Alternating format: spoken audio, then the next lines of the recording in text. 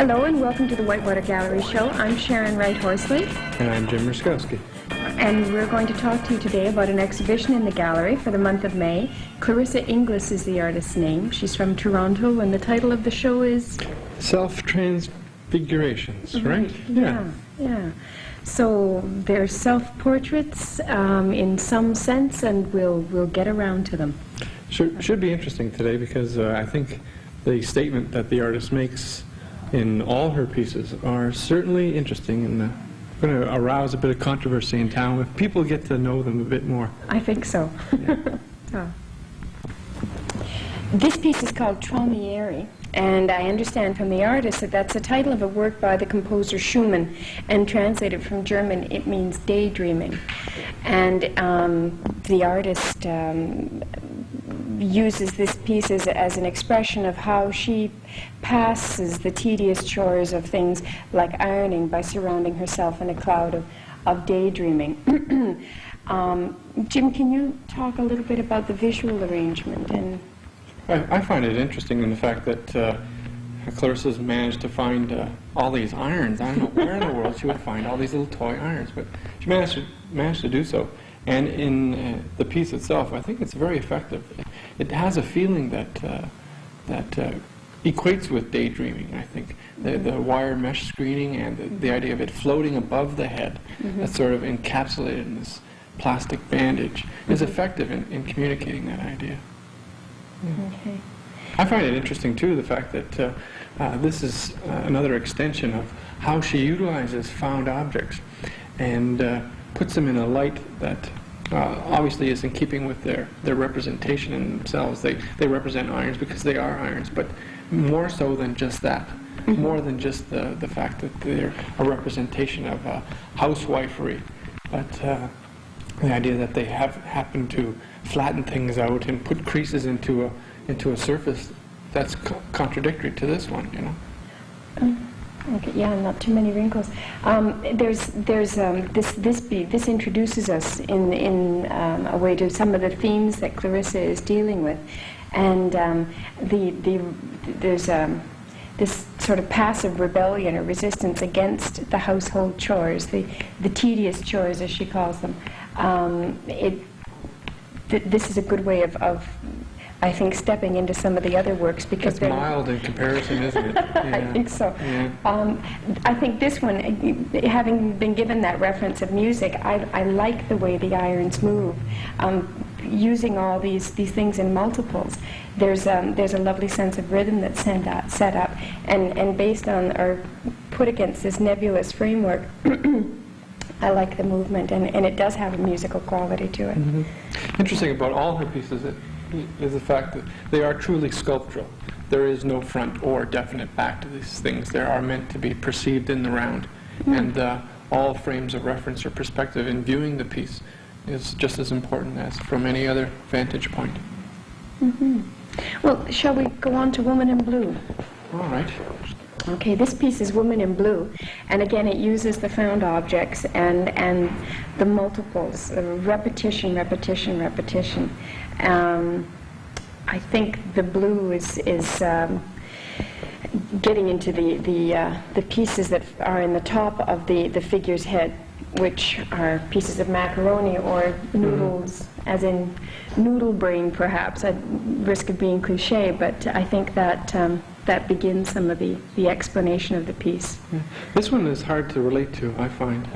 The tea bags and the paper clips and the straight pins. The images are very difficult for me to understand.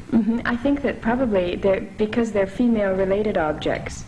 Maybe. You know, household things as secretarial office type work and household things. This is a piece of pantyhose and it shows the tongue tied.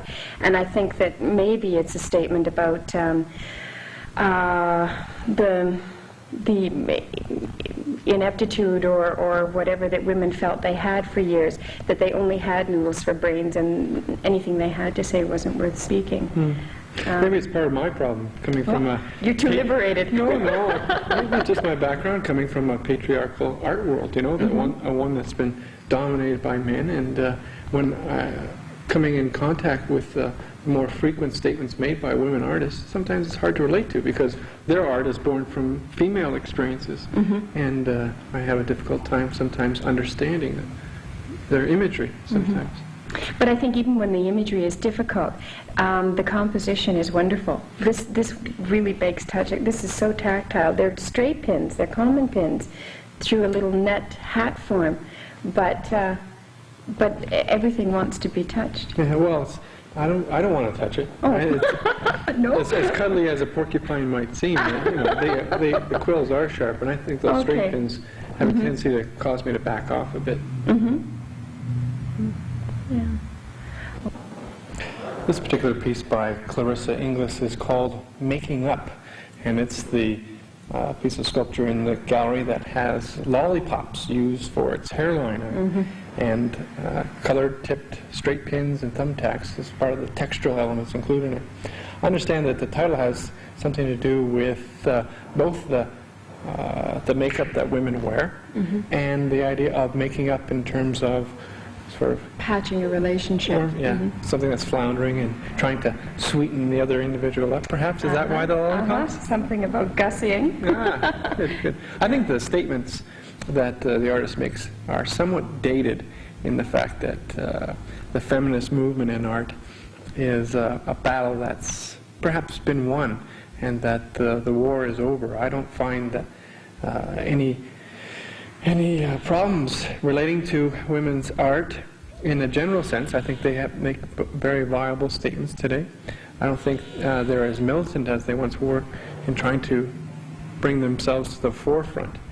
I think that the inequality that existed at one time during the art world, in the art world rather, was quite noticeable. But today, a good example is the gallery here itself. We've had the last 3 shows have been by women artists. That's right.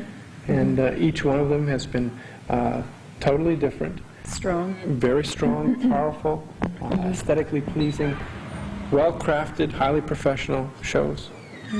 I think one of the other things that this doesn't just relate to women in the art field, but I think that some of the impact of the statements are born from the artist's own experience, and perhaps again that element of maybe social history of statements that of a battle that's been won. I think that's what you said. That it's been won on the home front too. Yeah. I don't think women have to go out of their way to be women artists. No. I think that our society is becoming more pluralistic, and we don't have a fine dividing line that segregates men art from women art, or the artistic statements in any genre, whether it be painting, sculpture, printmaking, or music, or the theater. That element of society that saw that dividing line is slowly eroding, I think but so nonetheless eroding. Okay. Okay, this piece is called Priceless Bride, and the artist told me that it was inspired by her, after leaving Hungary with her family, the family first went to Venezuela, and there are images here of the mantilla that the women wear, massive headpieces, both bridal and also church-related with the heavy gilt and just the ornateness that relate to the Latin American society and the dominance that the church has on the culture and certainly on the role of women. The images here that are used are the face is covered by a mask of thimbles that are covered in gold, pressed with gold thumbtacks, so you get a real gilt quality. There are doll bodies, torsos, across the top, and little dolls back and front. The thing that I think starts to get disturbing, or at least makes the disturbing statement about female suppression, is again being called Priceless Bride, the veil of price tags, and then these dolls are naked in their top, the top of their bodies, and their hands are bound at their sides, again with this gold wire. The smaller dolls, their heads are bound with gold. Here, the central doll, her arms are totally bound up their sides. How do you respond to this, Jim? I find the image very attractive, very pleasing to the eye, but the rhetorical statement is something that's very aggressive and offensive. You know, obviously a statement that is quite powerful. It both attracts you visually and then detracts you because of the message that it has. You know? Exactly. And the artist, well, she'll indicate this in the video, but is intrigued by opposites, by polarities, by the hard and the soft, and the well, I guess the passive and the active. And here I think they're very much at play. Yeah. This particular piece, unlike the other table mountings for her piece, is gilded, is painted. Yeah. That's right. Yeah. Oh, it is. Painted in gold. So it almost has an altar-like quality to it. Very ornate. Whereas Right. the others are more natural and left to their raw wood finish. That's right. I don't like it. Ah, it hurts. No, I think it's because I'm going to get married in a few months. I find You're it. going to get beaten over the head with one of Yeah. those brass-bound arms. Yeah, my wife-to-be better not see this. So, this piece is called Vision, and again it uses Clarissa's really brilliant employment of materials. I really applaud the creative use of materials. And again, to reiterate what you said, how they relate to the subject matter. Jim, Yeah. Well, carry on. you've been waiting all afternoon Yeah, for this one. for this You want- one. You It's want me really to strong. talk about? Well, actually, I don't know how to deal with it other than the fact that it's very, very textural. The use of the materials is such that it's very, very sensual. And I think some of the statements that the artist makes in her work, and in particular this particular piece, has a lot to do with sexuality and the female perspective on sexuality. And I don't dare go any further than that with risk of offending the artist or myself or my good name. Your good name, forbid. Yeah. Again, it uses the hard and soft components. I think one of the, maybe, I don't know if it can be picked up, but one of the really strong keys to the piece is that there's a zipper going across the cranium. It's opened, and then this is what has come from the open zipper. Zipper on the mouth, zippers on the ears are open. The one in the mouth is still closed, and that's a key to almost all the pieces. And I think it reiterates the feminist concern that almost all the facial orifices, the eyes, the nose, and the mouth, often even the ears, are closed, or they aren't functioning. I think the other aspect that these baby bottle nipples and the fact that we're dealing with both metal and rubber, some strange combination. I guess once again in keeping with this dichotomy or this use of opposition in the materials, but definitely has very pronounced sexual overtones. Yeah. This last piece we're looking at is called Coming On. And the piece involves the use, once again, of repeated images and these found objects. Clarissa has managed to come up with a multitude of these plastic small replications of meat grinders. And I don't know whether that has another sexual connotation attached to it. I'm sure many of you reflect on a recent controversy in Penthouse magazine where there was a portrait of a woman being devoured by a meat grinder. I don't know if that has anything to do with this piece. Perhaps it does. Who knows? But once again, it's the materials that are most fascinating here. The use of spools of thread and push pins and putty, and as Sharon pointed out earlier, all the orifices are all blocked, covered, except in this case, the nasal area, the nose. So whether that has some significance, I don't know. But the ears, the mouth, the eyes are all closed features on this piece. Very attractive. Has an Egyptian quality that has been referred to here, mainly because of the hairline, perhaps, and the arrangement of the features. But once again, in keeping with the rest of the pieces in the gallery, it certainly is both aesthetically attractive, but the message to me in some cases is very abhorrent, and it bothers me.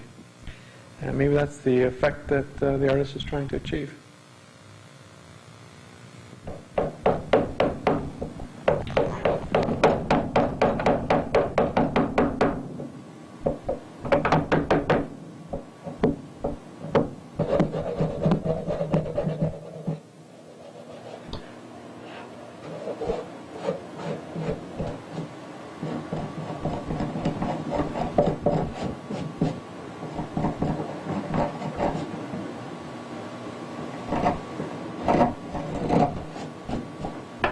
The first opportunity I had to become involved in the visual arts full-time was in 1976, and that's when I registered at the Ontario College of Art in Toronto, and I became a student in experimental arts, which is a terrific thing that happened. The fine art department had no more places open for students, and therefore I went to the experimental arts, which was not my intention originally, but I was very lucky I did go there, because I was able to gradually shed all of my traditional ideas and approaches to art and get into this quite fascinating type of art making that involves, of course, a lot of anxiety and insecurities, because you work through things and you arrive at something. It was unfortunate that at the time there were not very many women teaching at the college, nor did I go to any woman artist studio that I would have seen. How does she live? How does she work? What kind of work does she produce? And so I was mainly influenced by men. And that's kind of unfortunate, because it took me a lot longer to find myself as a woman. And I hope that today women students don't have the same trouble, same problem to face.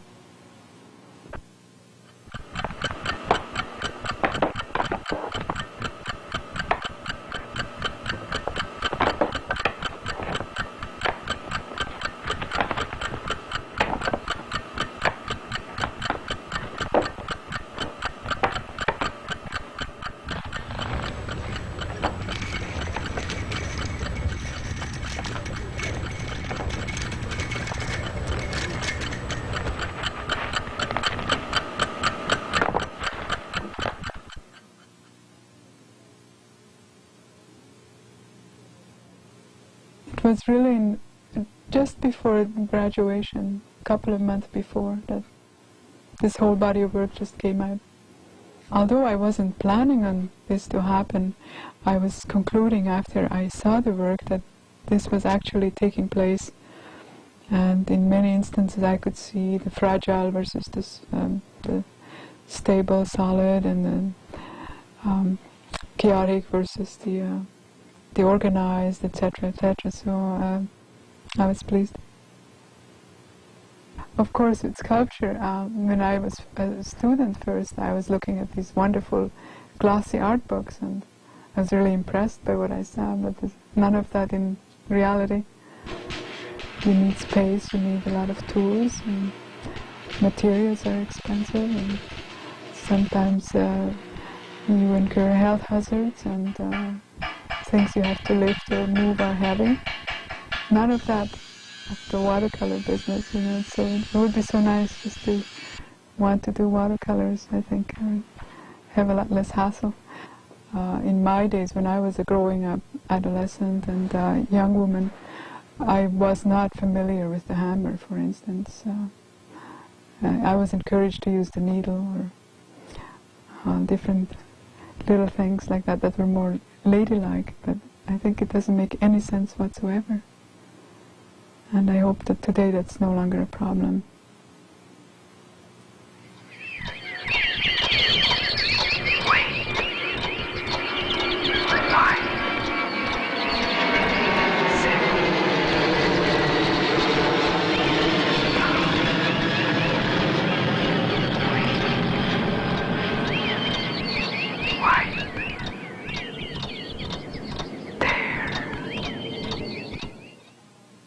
Waiting was a very strange piece.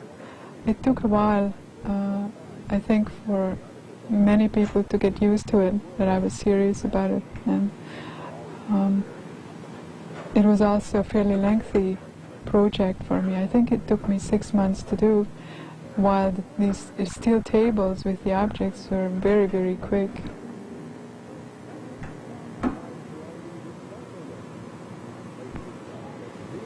Waiting was a lot more emotional also, because I was starting to become a little bit restless and started to think more in terms of where was I at in my personal life. And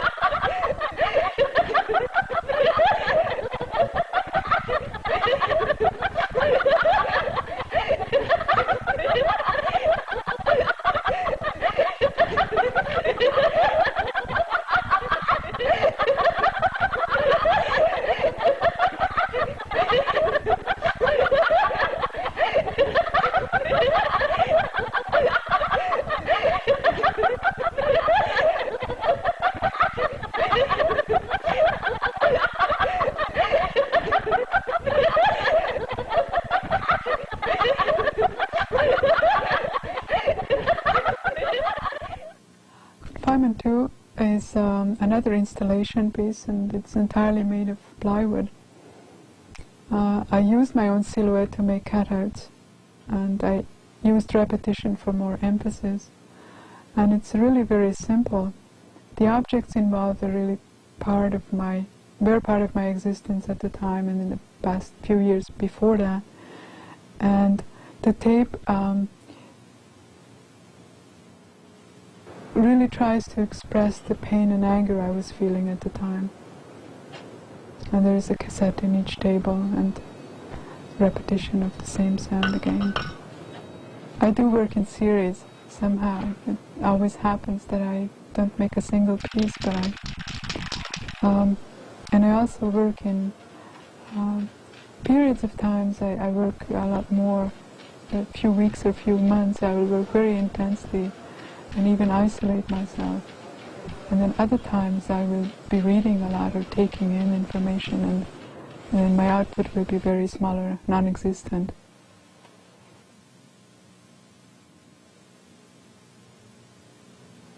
And really, again, it's my own self-portrait, my own self-transfiguration that I'm talking about.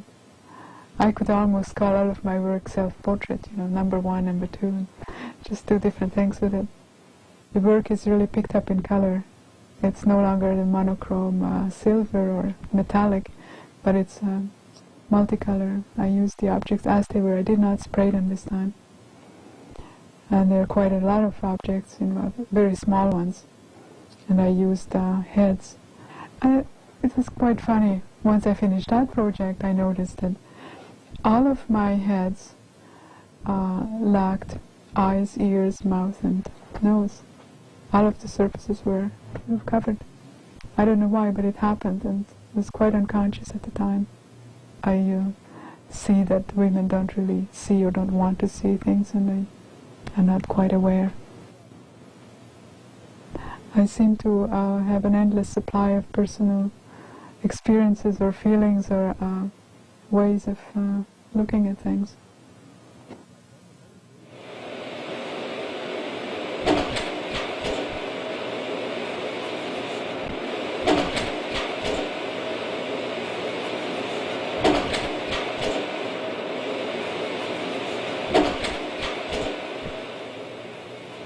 I've just completed a series dealing with price tags. I've used a lot of price tags in the work that are half hidden sometimes and half exposed other times.